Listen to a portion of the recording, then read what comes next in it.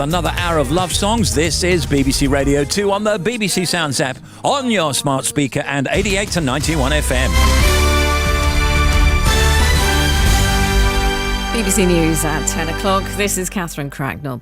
The front-runner to become the next Prime Minister, Liz Truss, has promised she'll set out immediate action on energy bills next week if she's announced as leader of the Conservative Party tomorrow.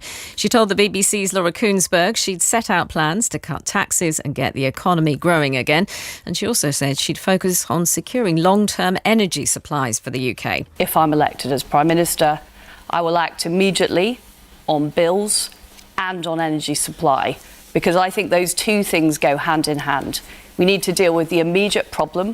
We need to help people. We need to help businesses. But we also need to sort out the supply issues. Ms Truss wouldn't be drawn on whether she'd also introduce direct support for pensioners and people on benefits.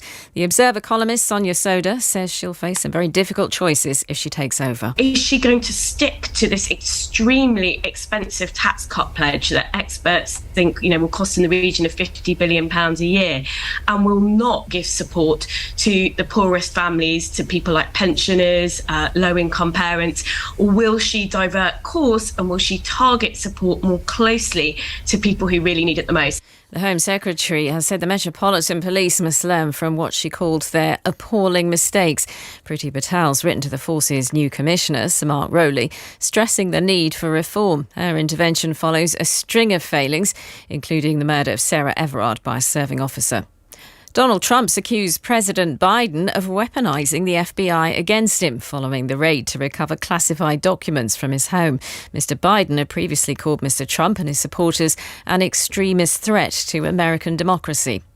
NASA said it's unlikely to attempt another launch of its Artemis 1 moon mission for at least another few weeks.